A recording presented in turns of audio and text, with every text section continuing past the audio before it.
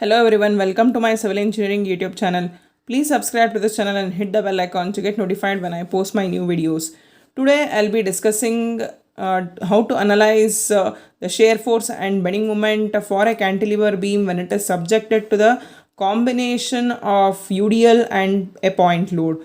Now here you can just observe a cantilever beam is given which is of 1.5 meter length and is loaded with a uniformly distributed load of 2 kilonewton per meter run over the length of 1.25 meter from the free end, and it also carries a point load of 3 kilonewton at the distance of 0.25 meter from the free end. So we are supposed to analyze what is the shear force and bending moment, and also we are supposed to draw the SFD and BMD. So first and foremost thing here is we are supposed to calculate the shear force. So shear force calculation, shear force at point B. So shear force at point B. So here while calculating the shear force, we are supposed to take the force exactly acting on that point plus the force the acting on the previous point.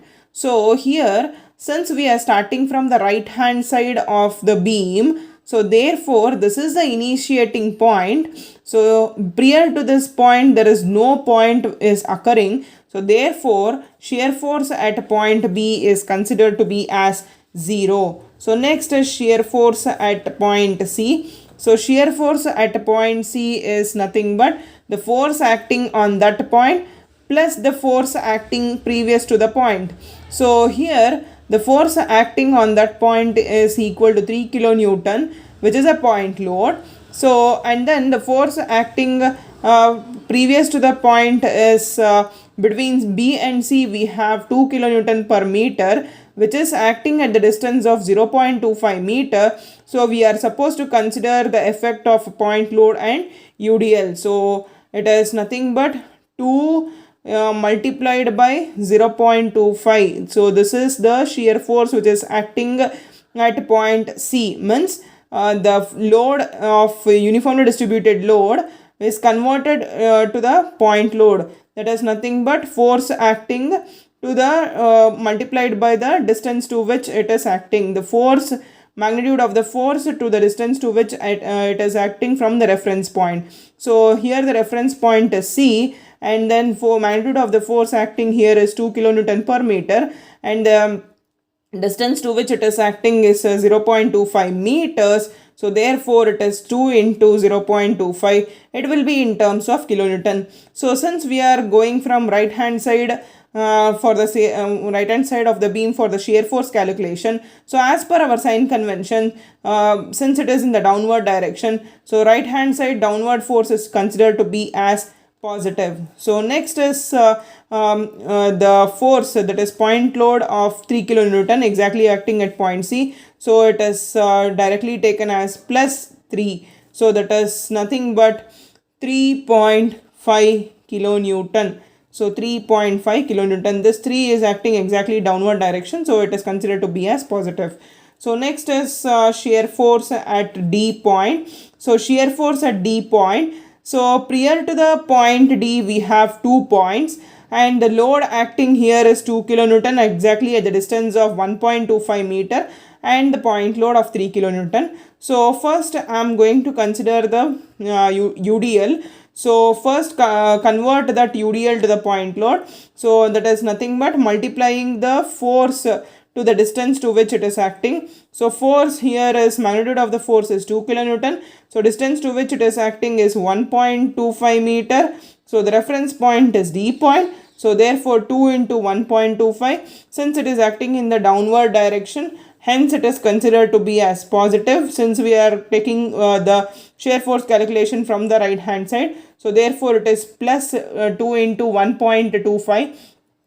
Again add this 3 because there will be effect of the point load also. So 2 into 1.25 plus 3 will be the shear force acting at point D, that is nothing but 5.5 kilonewton. So next is shear force acting at A point. that is a support point. So we have the points prior to the point A is D, C and B, but you can just observe here between A and D we don't have any other load which is acting. So as we know that shear force is nothing but algebraic sum of all the forces either towards left side or right side of the beam. So therefore between A and D we don't have any other force. So therefore shear force at A will be nothing but the force, shear force which is acting at, will be same as the shear force which is acting at point D.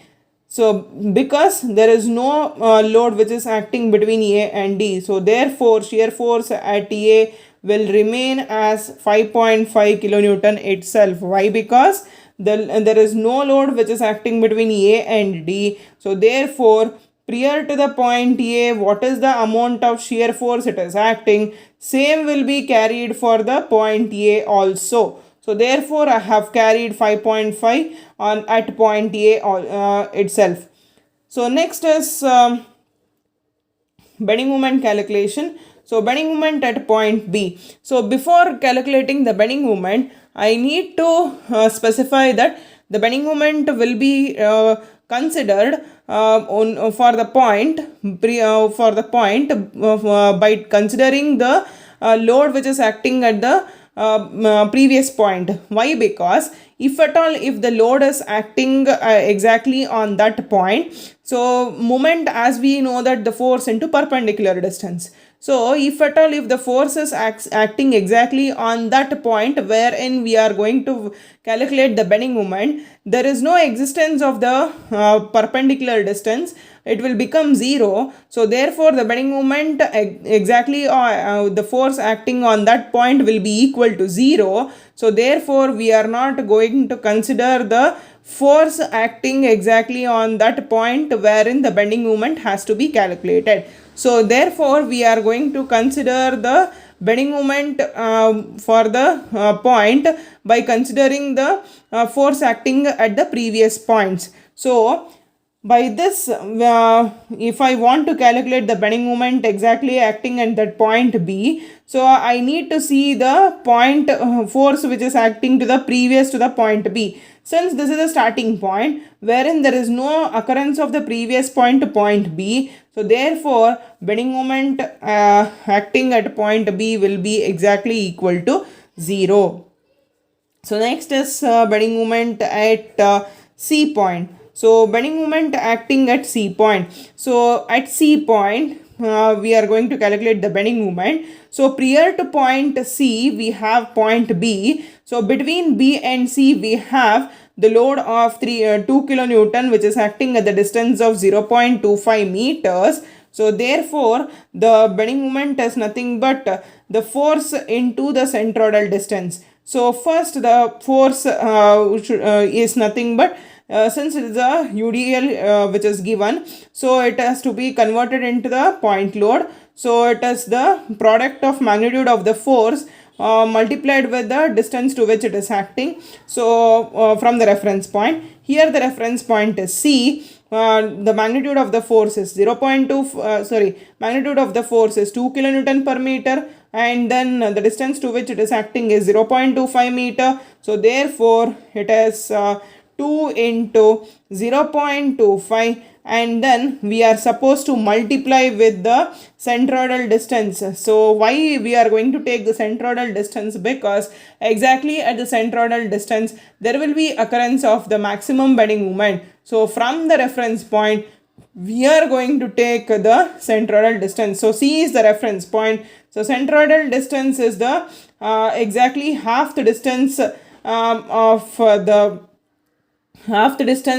between C and B wherein the load is acting. So that is nothing but 0.25 is the overall distance. Half of it is 0.25 divided by 2 wherein the centroidal distance wherein the centroid occurs. So therefore it has to be multiplied by 0.25 divided by 2. So since it is go along the force through the line of action, so it is a clockwise movement. So since we are going to calculate the moment from the right hand side of the beam, so therefore clockwise movements from the right hand side of the beam is considered to be as negative. So it is minus 2 into 0.25 into 0.25 divided by 2. It comes on to be 0.0625 kilonewton meter. So next is to calculate the bending moment at point D. So in order to calculate the bending moment at point D, so we are supposed to consider the previous points. That is, there are two previous points, that is point C and point B. So firstly, I'll calculate the bending moment by taking UDL. So here 2 kilonewton is acting between D and B with a distance of 1.25 meter. So we are supposed to convert this 2 kilonewton per meter, which is acting at 1.25 meter this distance, as a point load. So that is nothing but multiply magnitude of the force into the distance to which it is acting from the reference point. Magnitude of the load is 2 kilonewton per meter. The distance acting here is 1.25 meter. Reference point is D. So it is 2 into 1.25. So, and then this is converted into the point load, and then as I said that we are supposed to consider, while calculating the bending moment for a UDL, we are supposed to multiply with the centroidal distance. So here the overall distance is 1.25 meter. Centroidal distance is exactly half of the total distance from the reference point. So it is considered to be as 1.25 divided by 2. So since it is acting in the clockwise direction, it is considered to be as negative, since we are going to take it from the right hand side of the beam. So next is we have the effect of 3 kilonewton, that is a point load. So just we are supposed to take the product of force in perpendicular distance. So force is 3 kilonewton and the perpendicular distance from C to D, that is from 3 kilonewton load to that of the D point, is 1 meter. So force into distance is 3 into 1. Since it is acting in the clockwise direction, again it is considered to be as negative. So therefore it is 4.5625 kilonewton meter. So this is all about the calculation of the bending moment at point D. So the last point is the calculation of bending moment exactly at point A. So it is nothing but bending moment at point A. So we need to see the bending moment which is acting prior to the point A. So there are prior to the point A, there are 3 points, that is D, C and B. So firstly, I'll just consider the force of the bending moment due to the 2 kilonewton per meter. So it is nothing but 2 into 1.25. So 2 into 1.25 is the force multiplied with the distance to which it is acting. So and then we are supposed to take the centroidal distance. So here the centroidal distance will be exactly at half the distance from the UDL to the reference point. So here the distance of UDL here is 1.25 meter. So exactly half means 1.25 divided by 2 will be the centroidal distance for this UDL, but our reference point is A. We have got the centroidal distance until the point D. So therefore, in order to take the centroidal distance until point A, that is a reference point, we are supposed to add this 0.25 meter. We are supposed to add this additional distance, that is 0.25 meter. I just repeated. So here we have taken 2 into 1.25. This load multiplied by this distance to which it is acting. And then we are supposed to consider the centroidal distance. So centroidal distance here is nothing but 1.25 divided by 2. So here if I just consider 1.25 divided by 2, if I just consider this line as centroidal line, so this point, until this point I'll get 1.25 divided by 2 from this centroidal distance. But my reference point is point A. So therefore, in order to get the moment with the reference point A, with reference to the point A, so I need to add this extra distance of 0.25 for the centroidal distance.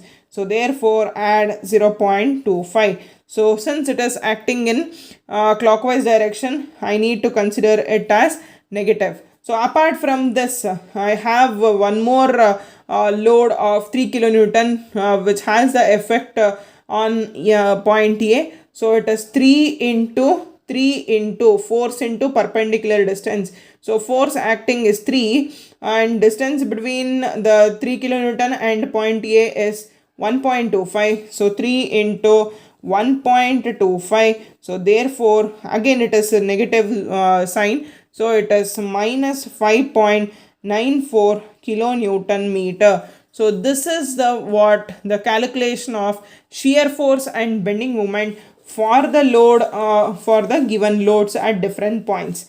Now plotting the shear force and bending moment diagram. So here I have projected the different points A, B, D, C. So just I am drawing the baseline. So which all the forces which all the values which are positive, it should be drawn above the baseline, and which are the values which are negative, it should be drawn below the baseline. So first it is the shear force diagram SFD. So here the shear force diagram. So exactly at point B we have 0. So it should be drawn on the baseline itself. So exactly on point C we have 3.5 kilonewton.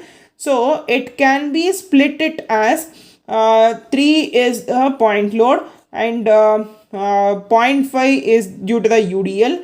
So here this is 0.5 and this is 3. So as I said that the variation for UDL, the shear force variation for uniformly distributed load is linear.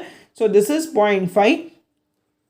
0.5 means 2 into 0.25, that is 0.5, and then this is 3 kilonewton. So this is 3 kilonewton. So this is the point load. This will be the stepped variation. So this is the linear variation. So next is this. Why this is linear variation? Because the load of uniformly distributed load is acting between B and C, and this will be 0.5 and this is 3.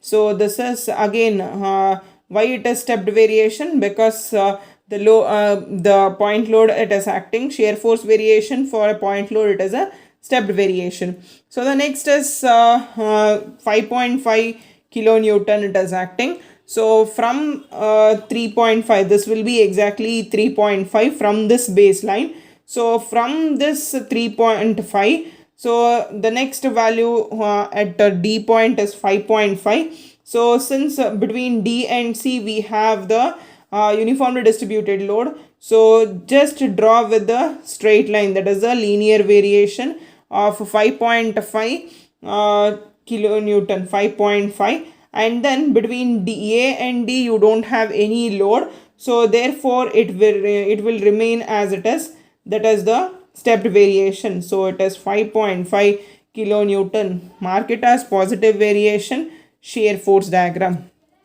So this is all the shear force diagram for this problem and concern. So next, coming on to the bending moment diagram. First I will draw the baseline.